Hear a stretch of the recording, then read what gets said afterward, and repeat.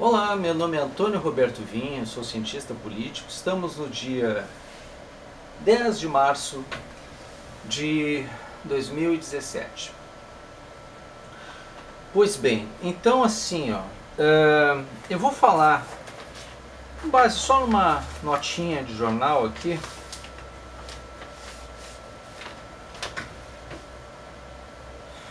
No dia 7 de março, uma imagem do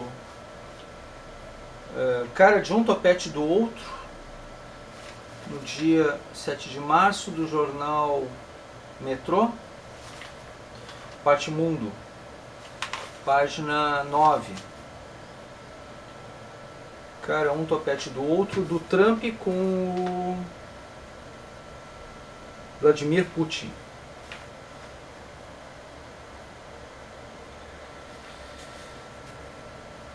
E na verdade, assim, o que eles estão querendo fazer, e na verdade estão fazendo em todo o mundo, e não é só nesse jornal, e não é só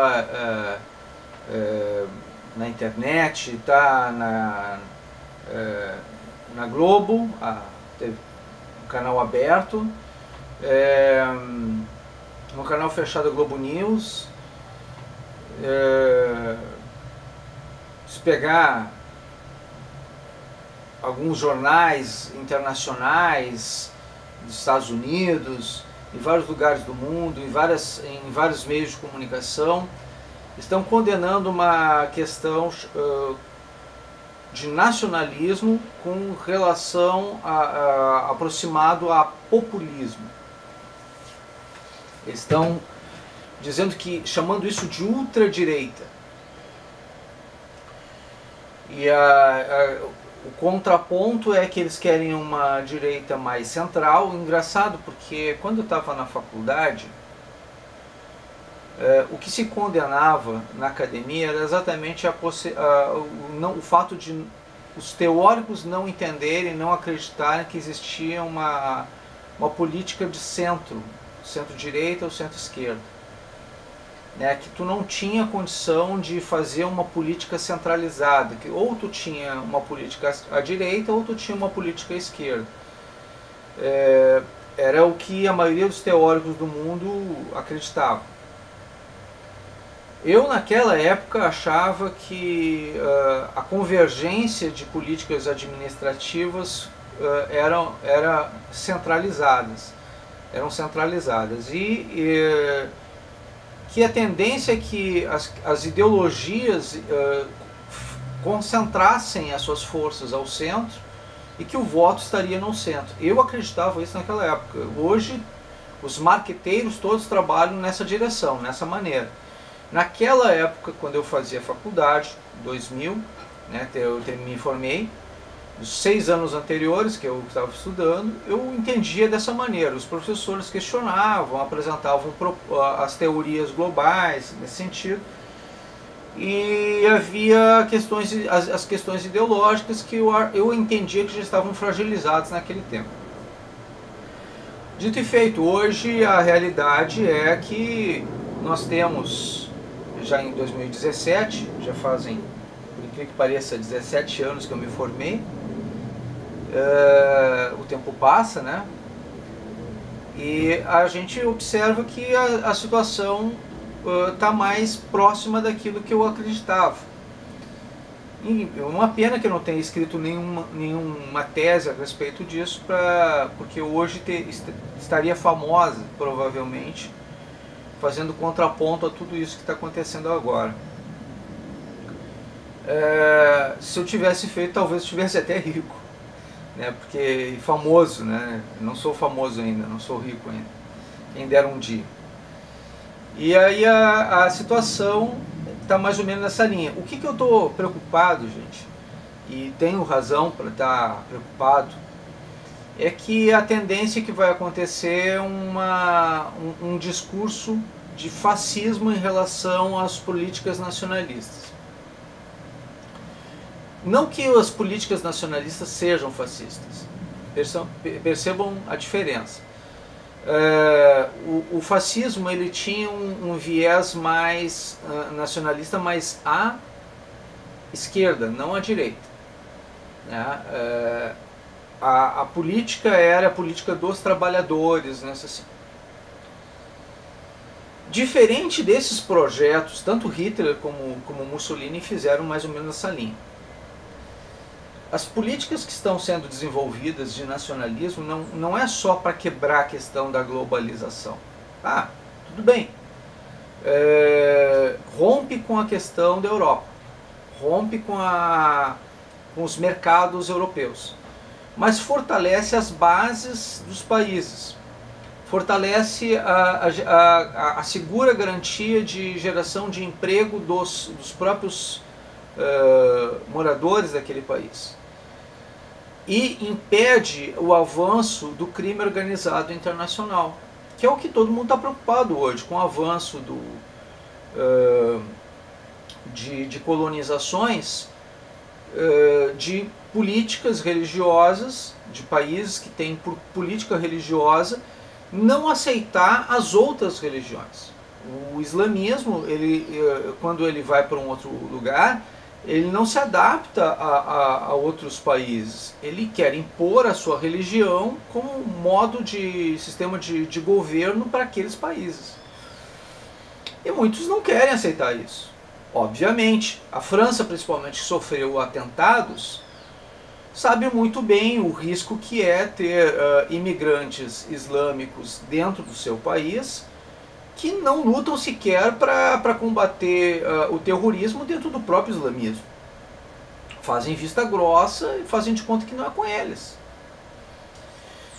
E, ao mesmo tempo, como estamos num momento de crise, não é a crise só no Brasil, é crise global, falta de emprego e recessão no mundo inteiro, está faltando emprego, inclusive aqueles empregos mais básicos. E aqueles empregos mais básicos são ocupados justamente pelos imigrantes, que não estão tendo limite para nada, não existe regra nenhuma. Inclusive os benefícios são para os imigrantes, são para as pessoas que estão precisando mais do que os outros. O problema é que a crise é global, o problema é que as políticas de esquerda estão falhando, o discurso da esquerda falhou no mundo inteiro. E não é só os discursos, a prática das práticas administrativas de esquerda também falharam. Os projetos, que eram projetos globais, projetos de unificação, projetos de unificação global, de aproximação de todas as crenças e culturas no mundo, falhou. E é natural que haja um retorno à política de valorização daquilo dos valores, dos princípios de moral, ética, cidadania e de valorização da cultura local, dos princípios locais e regionais. É uma tendência, isso é uma tendência não só no Brasil, mas no mundo inteiro. Chamar isso, apontar o dedo e dizer que isso é uma política fascista, ultranacionalista e belicosa, perigosa ao mundo, é um discurso radical de esquerda, disfarçado de defesa democrática. Aí tu embute isso dentro de um sistema jornalístico, teoricamente que seria isento, mas não é, porque tem um viés ideológico claro no momento que se faz isso, que a tendência mais à esquerda, que os grupos, os movimentos de esquerda que agem desta maneira, eles estão dizendo, olha, vocês estão colocando o mundo em risco, isso e aquilo. Não, na verdade as pessoas estão lutando pelo que é direito delas. Emprego, segurança, saúde, educação e qualidade de vida.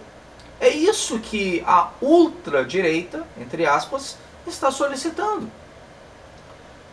E o discurso de ódio, se alguém está fazendo, não é a ultradireita. Eles simplesmente querem assim, olha, a gente quer cuidar do que é nosso, é um direito nosso. Qual é o problema disso? Tá? Aí tem pessoas que incitam o ódio, incitam a raiva, eles podem falar. Qualquer pessoa que fala em relação à nação, a preservar o que é seu, a preservar os seus direitos, preservar o seu país. O Brasil e os Estados Unidos são países que são muito parecidos porque eles foram feitos com base de colônias, foram colonizados por outros países, por outros povos. Então, se acontece essa situação de nós termos a colonização de várias crenças, de várias raças, de várias culturas, de vários grupos étnicos diferentes, para nós indifere, porque nós somos países continentais, então para nós indifere essa questão, porque nós assimilamos todos esses grupos. Mas para países pequenos, países menores, e com o primeiro mundo, que é principalmente o primeiro mundo, que são países antigos, né, para eles essas mudanças e esses atentados e essas invasões, que são verdadeiras invasões migratórias, que estão acontecendo, isso é extremamente danoso, porque eles fazem planejamentos não é de curto prazo, é de médio e longo prazo. Nós aqui, com um país novo, uma cultura nova, nós nos adaptamos e vamos evoluindo. Até tem uma teoria a respeito disso, que a tendência é que nós façamos uma evolução mais rápida que o primeiro mundo, exatamente, porque nós servimos de laboratório para tudo que dá errado acontece primeiro aqui. Então é mais ou menos como um laboratório global. O Brasil e os Estados Unidos acabam sendo laboratórios globais nesse aspecto. Pois bem, aí vem o discurso da imprensa, da mídia, da cultura, né, que está desenvolvendo todo um aculturamento e a negação da história, negação inclusive dos registros históricos, negando que a esquerda é que era... porque vocês devem lembrar, o partido nazista é nacional-socialista, dos trabalhadores alemães. O fascismo foi feito também com os trabalhadores italianos, né? E aí dizer que tudo isso era feito através da direita é muito estranho. Porque o que nós queremos, sim, amor à pátria, ufanismo, sim, mas isso não é errado, isso não é pecado, isso nunca foi, nem vai ser. Você reconhecer o valor devido das entidades de Estado que defendem o Estado em favor da nação não é uma coisa pejorativa. Um projeto de Estado, um projeto de governo que tenha por meta um projeto de Estado em favor da nação não é algo errado. E todo aquele que disser o contrário, na verdade, está induzindo ao erro. Por quê? Porque o que está querendo, na verdade, é ter um governo ideológico e uma manipulação do Estado através da ideologia. E manipular os conceitos de nação e de Estado a partir da ideologia, ou seja, a partir do governo. Então, acuse-os do que vocês são. Basicamente é isso que eles estão fazendo. Eu não sei se vocês estão conseguindo entender, perceber a linha de raciocínio que eu estou utilizando, que eu estou empregando. Porque o discurso da imprensa hoje não é de... Eu até dei nome aos bois, falei na Rede Globo e falei nos Estados Unidos. Eu vou dar um exemplo também. O New York Times está agindo dessa maneira. New York Times está agindo dessa maneira. E existem vários meios de comunicação que estão acusando, todos aqueles que estão defendendo, por exemplo, os meios de comunicação que estão defendendo os democratas nos Estados Unidos, todos eles estão adotando esse mesmo discurso anti-Trump, anti-Le Pen, que é lá na França, e em outros países do mundo. Todos aqueles que tiverem políticas nacionalistas, políticas de fortalecimento da base nacional, Inclusive aqui no Brasil, gente contrária, por exemplo, à questão do Bolsonaro, que é um nacionalista, né? Todas as políticas nacionalistas estão sendo vistas como fascistas, né? E populistas, o que não é verdadeiramente real, que não é necessariamente verdade. Né? Então a gente precisa ter essa discrepância, essa consciência dessa realidade para poder tomar uma posição. A verdade, a realidade o projeto de nação, ele visa a manutenção do Estado, do que é por qualidade do Estado, né? As estruturas de Estado que preservam a estrutura básica necessária. Eles podem ser mais à esquerda, podem ser mais à direita, mas eles preservam aquilo que é útil e necessário à manutenção da segurança nacional. E preservam, por exemplo, os bens nacionais, preservam a segurança, preservam a saúde, preservam a educação. O projeto de Estado mínimo é preservado, no mínimo, numa questão nacionalista. Então tu pode ter um projeto mais à direita, que é menos Estado, mas com um projeto de nação. Há uma tendência. Ou tu pode ter um projeto de nação mais à esquerda. Aí seria o projeto associado à linha social. Mas dá para fazer ambos, não tem problema.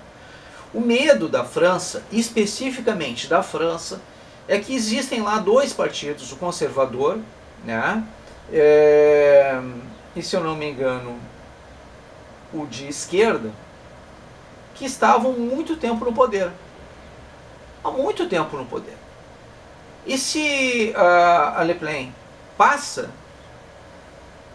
fica, na verdade, sem esses dois partidos há muito tempo no poder. Então eles vão ficar de fora do processo. Eles ficam fora do processo. E aí o pessoal fica apavorado, porque tu imagina assim, tu tem uma maioria durante muito tempo, que nem o PT aqui, né? Fica uma maioria durante muito tempo dentro de uma administração. E tu está acostumado àquele modelo, a seguir daquele jeito por muito tempo. Se alguma coisa rompe com aquilo, porque o povo não está se sentindo mais representado naquele grupo, o que acontece automaticamente? Acontece o que está acontecendo aqui no Brasil. Por exemplo, se acontece de entrar um presidente à direita aqui no Brasil nas próximas eleições, ele vai indicar 4 ministros do Supremo Tribunal Federal e vai acabar a possibilidade, inclusive, de defesa da corrupção que está acontecendo hoje lá no Supremo. Ela pode simplesmente ruir, porque a maioria de ministros tendo a possibilidade de haver promoções de cassação e de combate à corrupção real, muita coisa vai acontecer de mudança no nosso país nos próximos anos. Então a entrada de um representante mais à direita ou mais nacionalista no Brasil modifica severamente a questão do combate à corrupção, que se promoverá de uma forma real e democrática no Brasil, né, através do voto do cidadão. Isso pode acontecer já no próximo pleito aqui no Brasil. Na França também, isso também está para acontecer. E isso assusta os poderosos. E quem é poderoso paga a mídia. Gente, a mídia é paga com dinheiro de governo. Dá para entender isso? Vocês conseguem entender que, por exemplo, no New York Times, tá? Lá nos Estados Unidos, quem está fazendo essa propaganda é o New York Times. O Lula já foi colunista no New York Times. E os democratas têm grande influência lá no New York Times. Em vários outros jornais dos Estados Unidos e em vários outros lugares do mundo, a esquerda financia alguns meios de comunicação. Ela investe muito em publicidade e mídia. Um dos principais pontos de propagação ideológica hoje no mundo é exatamente a mídia. Inclusive eu fiz um vídeo recente a respeito disso, colocando a questão de como se utiliza séries de TV, filmes, Hollywood desenvolvendo campanhas nesse sentido, como se faz esse tipo de publicidade dentro desse processo. Então o que a esquerda faz no mundo inteiro? Ela está dizendo, olha, defender o que é nacional é, na verdade, pejorativo, é prejuízo em relação à união do mundo, união dos povos. Na verdade, não necessariamente isso é uma verdade. Quando você está defendendo a questão do que é nação, você está defendendo a questão de segurança, de assegurar os valores mínimos e evitar que se perca culturas locais e regionais. Porque se você simplesmente faz um ataque voraz de contra todas as culturas, massificando as coisas, você está nivelando por baixo, não está nivelando por cima, você não está valorizando o mérito, nem inclusive os princípios e valores daquilo que é produzido em casa, ou seja, está fazendo com que grandes indústrias, inclusive, sobreponham pequenos comerciantes locais, coisas nesse sentido. Indústrias, comércios, coisas nesse aspecto. Né? E hoje a gente já sabe que aquelas pessoas que produzem alguma coisa de forma artesanal, isso assim, elas sofrem um grande impacto contra produtos de grande mídia ou que tenham uma grande marca, uma coisa nesse sentido. Então, há uma resistência natural a tudo isso, é o ponto e o contraponto. Nos anos 90 havia muito essa questão do nacionalismo contra a globalização e ninguém reclamava do nacionalismo, todo mundo inclusive era contra a globalização. Por quê? Porque a esquerda estava fora do processo aqui no Brasil, ela não estava no poder. No momento que a esquerda assumiu o poder, ela inverteu os valores, porque para ela se tornava interessante utilizar aquilo como uma forma de conquista e domínio do poder. Os discursos se inverteram, hoje eles não chamam mais de globalização, chamam de globalismo, né? E agora, como realmente saiu de novo, a esquerda está saindo do poder, está sendo retirada do poder, não só aqui no Brasil como no mundo inteiro, eles voltaram ao discurso de que o nacionalismo é uma coisa belicosa, perigosa para a sociedade, que aí confundindo isso como se fosse o nazismo. O nazismo, eu já falei e vou repetir, o nazismo foi feito pela esquerda, né? Não é um discurso de direita. O fascismo não é necessariamente uma questão, porque, vamos dizer assim, é por causa do nacionalismo, isso aqui. O nacionalismo ele busca exatamente a preservação de valores, de princípios e valores. E a segurança, a estabilidade, a segurança. Né? Assegurar os valores mínimos, os princípios mínimos. Né? E a qualidade. Aí o que acontece? Aquelas pessoas que estão querendo lhe impor o medo, elas estão impondo a xenofobia, o medo, o preconceito, e dizendo que é culpa do outro, que é culpa das pessoas que estão querendo fazer a coisa. É inversão de valores pura e simples. Na verdade, tudo é uma disputa de poder, eles querem se manter no poder indefinidamente, não querem alternância de poder, não querem oxigenação de poder e não querem democracia. A democracia permite que divergências de opiniões aconteçam e que as pessoas percam eventualmente o poder para que outras pessoas demonstrem a forma de administrar. Na França eles não querem fazer isso, aqui no Brasil também não querem fazer isso, nos Estados Unidos não querem fazer isso, a esquerda não quer largar a mamata, não quer sair do poder. Então é basicamente isso que está acontecendo no mundo, né? E eu tinha que explicar isso para que vocês tivessem essa noção, para que vocês pudessem ter essa orientação. E com conhecimento vocês vão pesquisar, vão ver se aquilo procede ou não procede, se tem fundamento ou não tem. Se não tiver, tudo bem, mas se tiver, a informação, eu não sou de direita, não sou de esquerda, não sou disso, daquilo, daquele outro, eu sou um cientista político. Como cientista político, o que eu tenho que fazer é passar informação. como técnico, como uma pessoa da área da ciência política, como um profissional da área de ciência política, o que eu tenho que fazer é apresentar as informações para que vocês saibam o que fazer com elas. Né? A minha postura é uma postura de quem passa a informação.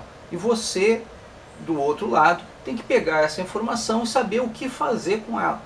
Qual é a consequência disso para o nosso país hoje?